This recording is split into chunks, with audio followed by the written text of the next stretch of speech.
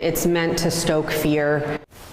New tonight at 6, the City of Columbus Office of Violence Prevention is calling out Vice President J.D. Vance after his comments about crime in Columbus. The vice president made those comments on Monday during a stop in Canton to tout the Trump administration's tax and spending package.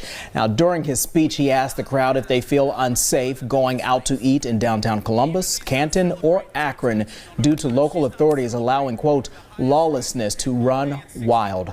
Rena Shack, the director of the Office of Violence Prevention, is now pushing back. She tells NBC4 that this year Columbus is seeing its lowest number of homicides since 2013 and is sitting at a 30% decrease since this time last year.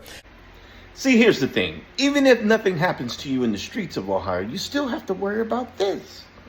In a truly remarkable Ross Township emergency meeting, is there a reason why you won't read it? Resident John Fisher pushed trustee David Young to read Facebook posts he made out loud.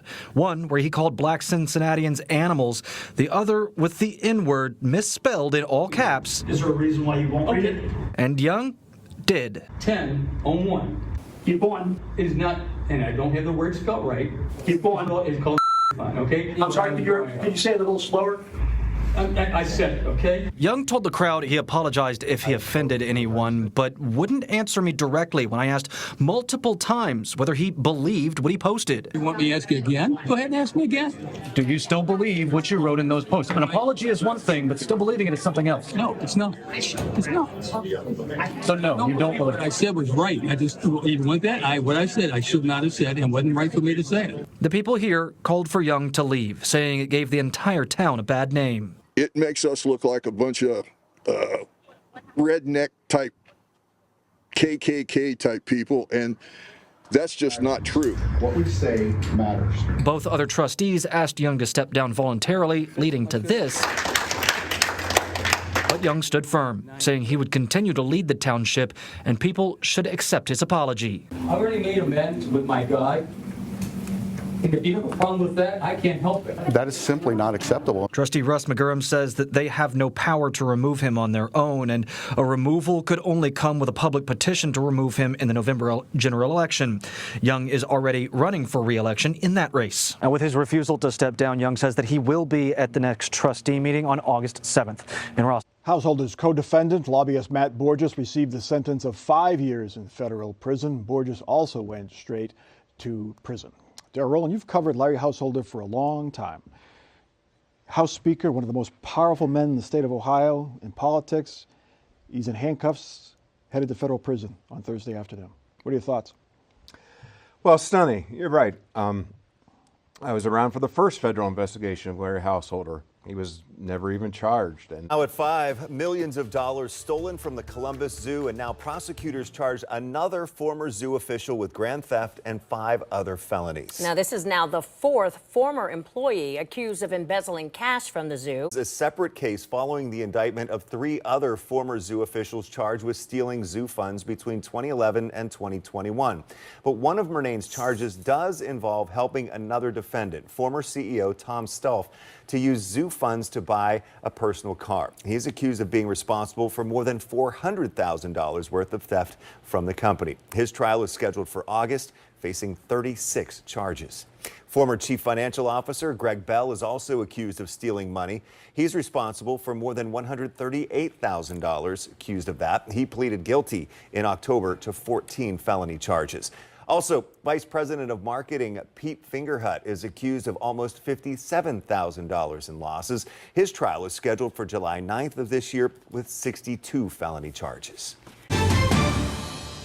Welcome to Columbus on the Record. I'm Mike Thompson. The future of the Intel project in New Albany is in doubt. How much doubt, we don't know, but the doubt grows.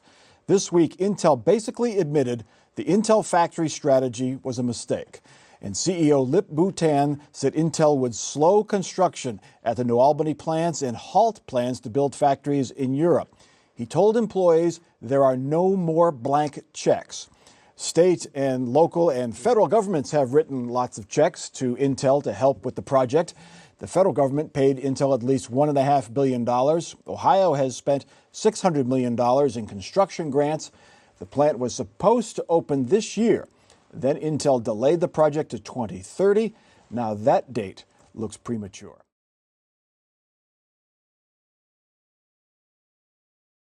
Council approving what's called a zero trust network 1 year after private data was stolen from hundreds of thousands of people in Columbus. Council passing this plan to ensure an attack like that never happens again. Columbus continues to wait on the ransomware investigation report, expected to reveal more details on how roughly 500,000 people had their personal data breached by hackers in 2024. Implementing Zero Trust Network will require replacing or upgrading over 20,000 pieces of network equipment across 250 city buildings. The city implementing a Zero Trust Network, its latest cybersecurity tool with a price tag of $23 million. Guilty, Marco Marino and John Koczkowski. Accused, Joel Mefford and John Castillo. All four former Columbus police officers helped make up the now dismantled drug cartel unit. Federal agents say they took bribes, stole kilos of drugs, and trafficked those drugs back on the streets of Columbus. However, indictments for Mefford and Castillo continuously list another Columbus police officer with them who also committed these crimes, but no other officer has been indicted with them for those crimes. I requested a list of all officers who worked in the drug cartel unit from Columbus Police and pulled their personnel files. In the file for a fifth drug cartel unit officer, a letter of resignation sent to Police Chief Elaine Bryant in October of last year.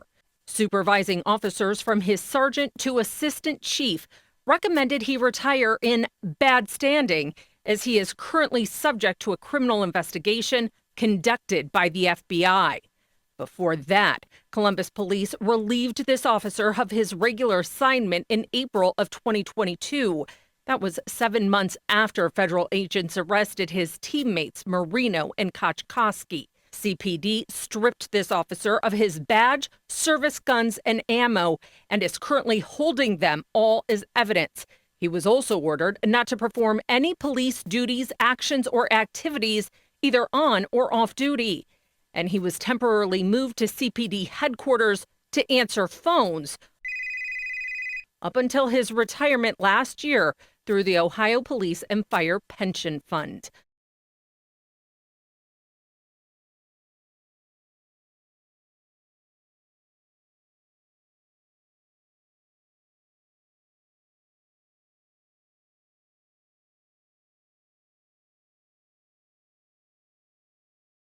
Truth. Police officers in Ohio are not required to complete regular sexual assault training.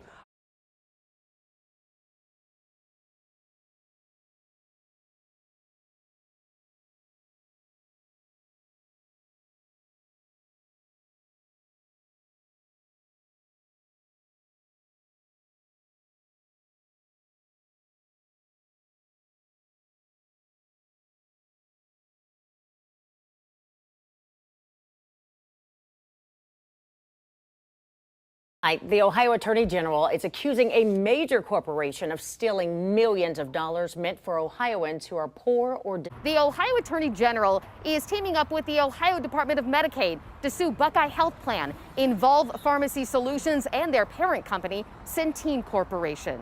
Now, the gist of it is this. The state is accusing these companies of breaking our state's Medicaid laws, breach of contract, and conspiracy to steal money from these programs. The state alleges those violations amount to tens of millions of dollars in unlawfully obtained Medicare payments. The lawsuit accuses the companies of filing for reimbursement for payments that had already been made, failing to disclose the true cost of pharmacy services, and inflating pharmacy dispensing fees. And the state is asking for a lot in relief, thousands of dollars in damages, 3 times the amount of payments wrongfully obtained, and a termination of the contracts, which would cost the companies involved even more in lost revenue.